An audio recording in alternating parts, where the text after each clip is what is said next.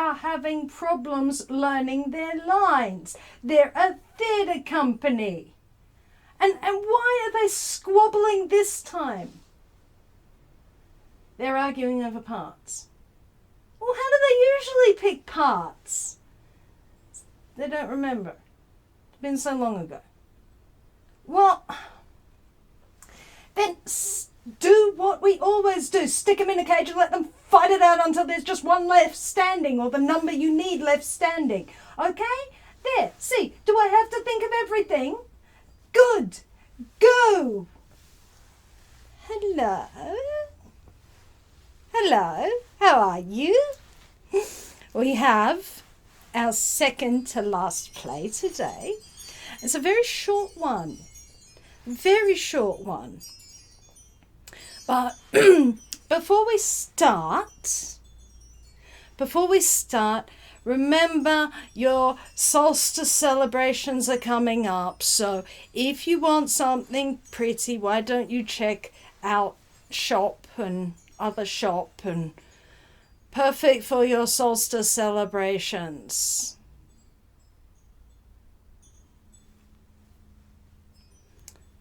We done? We done. And oh, yeah. Like it, subscribe, or I'll come out from under the bed and scare you. Okay. Okay, so we have another play. It is our second to last play. And this one is called A Comedy of Errors. And it's full of Greek names, which I'm going to mangle because I hate Greek names. I hate saying Greek names that are not the heroes because they're really hard. They're really, really hard. So anyway, this play happens in Ephesus.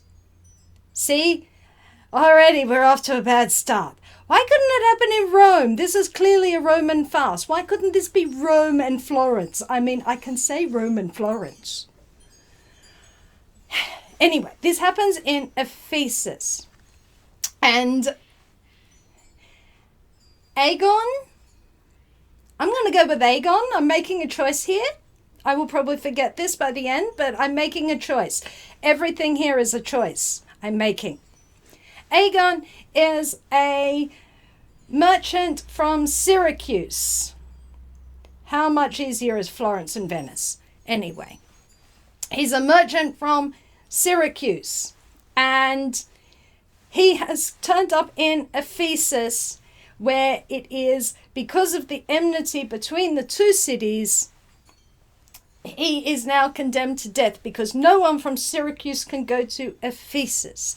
And he tells the Duke the lamentable story of why he is there. He is looking for his sons.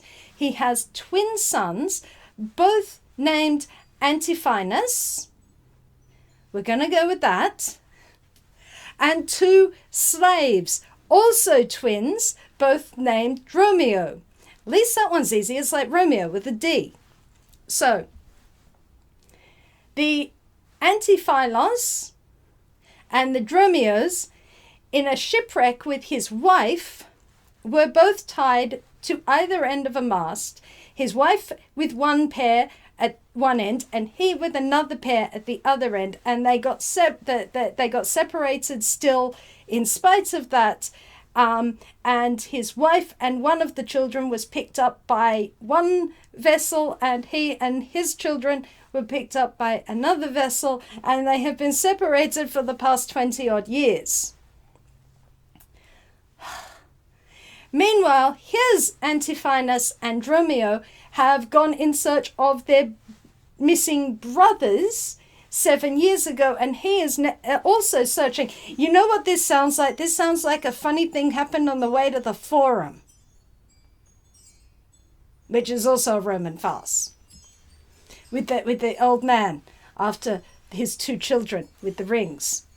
Anyway, let's not get completely confused. That had a little friend in it. Yeah. Anyway, they've been separated, and they've been searching. Everyone's searching, so nobody knows where anyone is. He didn't let his son, that he knows who he is no longer in Syracuse. He is not there. He's now looking for both of them. Anyway, the Duke says, well, we're very sorry about that, but the law's the law. Stupid law. So you're going to be put to death unless you have friends in the city who can ransom you. And that is all we'll hear from this part of the thread of the plot for the most of the play. So it's just a setup thing, really. It's just a setup. No one's going to die. Like, people don't die in Roman farces. Please. Anyway, so Antiphinus and Dromio of Syracuse are warned by a merchant not to let people know they have arrived in Ephesus, and they've been told not to let anyone know that they are from Syracuse because it would be dangerous. I don't know why their father didn't have nous to manage that, but they're a bit brighter than their old man. And so they take this warning on, and Antipholus gives Dromio 1,000 marks, which is all their money, while he goes and to find them lodgings and to, deal with all the business, while he goes and looks around the city. Dromio of Syracuse, henceforth known as Dromio of S. We're going to do it that way because I'm not doing this all the way through. Dromio of S goes off. Dromio of E, the one who lives in this city, turns up, and Antiphinus of S asks him, where's the money? And it says, what money? You need to come in for dinner. Your wife's waiting. And of course, A of S has absolutely no idea what D of E is talking about. D of E is like, what? Your wife is bid you come in to dinner. It's dinner time. She's waiting. She's waiting. We're all waiting on you so that we can eat. Seriously, dude, this is... And so they fight because A of S beats D of E over the money, and D of E is like just perplexed about what on earth is going on. He goes back home. At home, Adriana, A of E's wife, is talking to her sister, and Adriana is very, very jealous and assumes that her husband is off somewhere. Her sister is, you really should not be so shrewish. There's sort of almost like there's certain taming of the shrew quality to them, but you should be more meek and mild. And Adriana tells her sister, don't be such a wet blanket, you idiot. Why aren't you married if you know exactly how to be a perfect wife? And D of E comes in and says, and she's like, where is your master? And he's like, I saw him and he beat me. And then she beats him for being, if they're not doing as he's been told. He gets a lot of beatings, does Dromio of E. And so he goes off to look for his master. Now, along come A of S and D of S. They've now found each other, and they find themselves manhandled into the house by Adriana and her sister because they think, oh, here is our Dromio and our Antipholus. So they get taken into dinner. Next, we see Antipholus of E turns up, and he hammers at the door. And Dromio of S answers the door and says, no, you can't come in. Dromio of E is also with Antipholus of E, who's come along with some other merchants that he knows. And they both of them attempt to get into the house. But because the household thinks that they have their Antipholus and Dromio, they attack him. He is so angry about this that he decides that a necklace that he has commissioned for his wife, a gold chain, he will go to the local bordello and give it to one of the courtesans there that he knows. And so that is, he and the other merchants leave with their Dromio. So they leave. So he's not happy. Antipholus of S is now focused on his supposed sister-in-law, Lucinda, who is, no, you can't love me, you're my sister's husband. Oh, but I do love you, because he's a bachelor and has no wife, and he has no idea what's going on. So Antipholus of S seduces or woos his brother's wife's sister.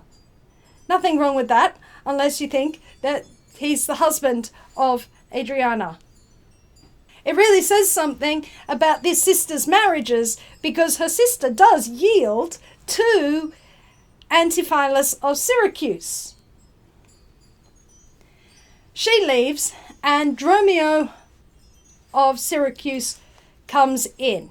Dromio has also discovered something in the household that he doesn't like, which is, while Antipholus has discovered the beautiful sister, turns out Dromio of E has a wife who works in the kitchen, who's as round as a globe, and absolutely terrifies Dromio of S. And they decide, you know what?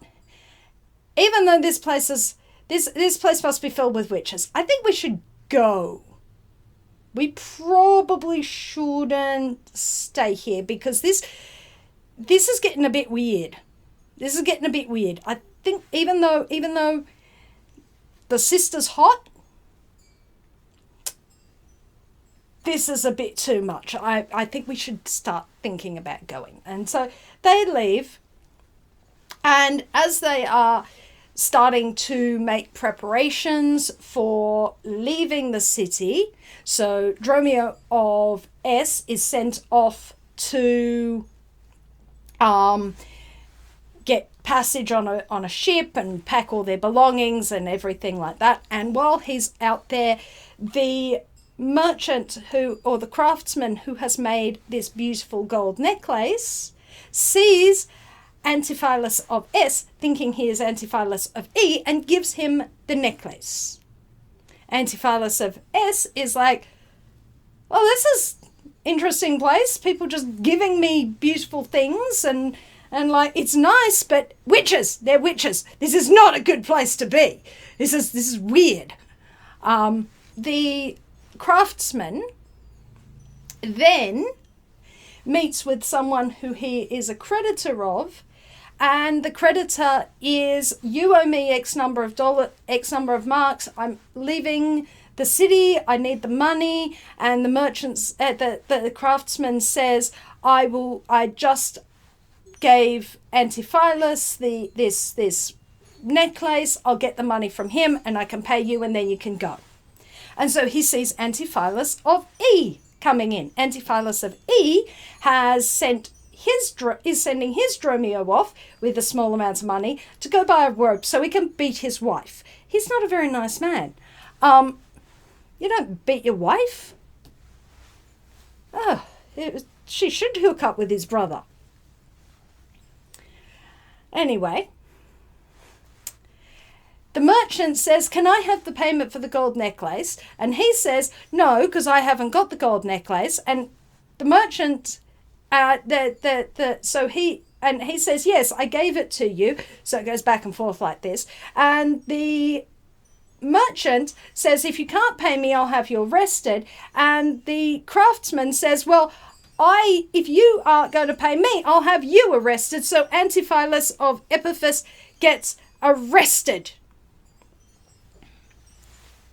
Dromio of S now comes in and finds Antipholus of E arrested.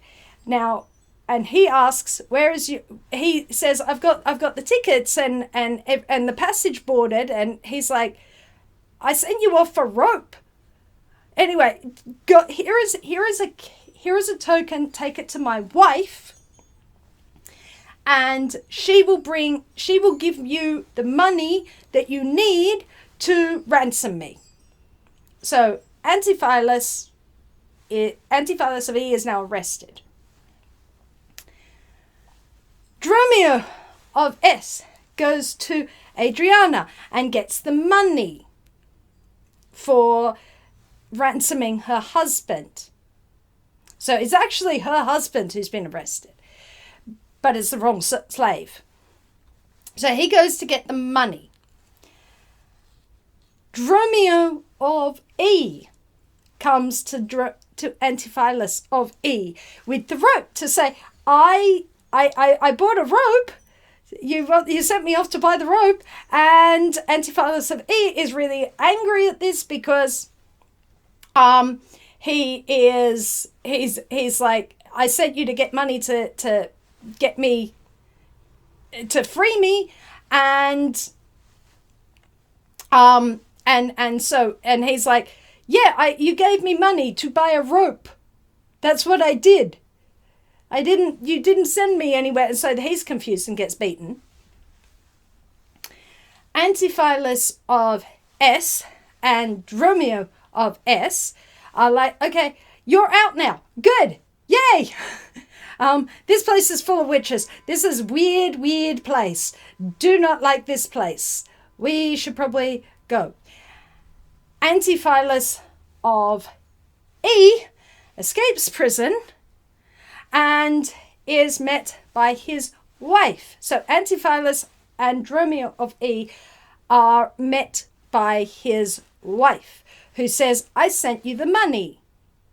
And they said, you didn't send me the money. And they get very irate at each other and very confused because this hasn't worked out. And this convinces Adriana and her sister that he is mad and he is possessed, and they bring out an exorcist. So now Antipholus of E and Dromio of E are bound and taken to a darkened room to be possessed by spirits. Antipholus and Dromio of S then scare the living daylights out of everyone by appearing with swords, because they think that they are the ones who've been bound already, and so everyone scatters.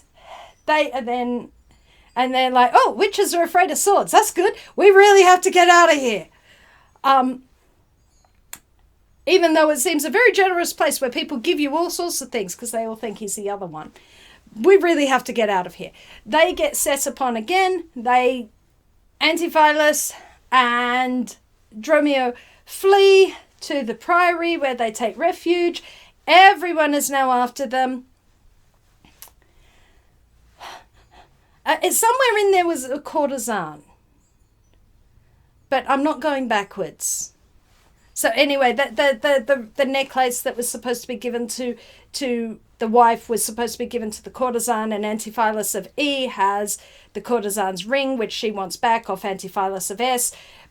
Now you're all caught up. Antipholus and Dromio of S flee into the priory. Everybody is now out there, and Antipholus and Dromio of E come in, and they're like, how did this happen? Where did you go? Because the prioress won't let them out. The prioress won't let them in to get the ones who've gone in there. So how did you get out of there? And how are you? And they talk about being very irate from having been tied up and abused. And then the Duke comes in, bringing Aragon of Syracuse, and saying, is there anyone who will pay out his ransom? And he sees Antipholus of and he says, son, and he says, no, I'm not. I couldn't possibly be. I do not know my father. And then the prioress comes out and says, you're my husband. You are my husband. It's been a long time. And she tells of her children being lost, which is why Antipholus and Dromio don't know who their parentage is, because they don't recognize the prioress, because they were captured by pirates from Cyprus. It gets worse and worse and worse.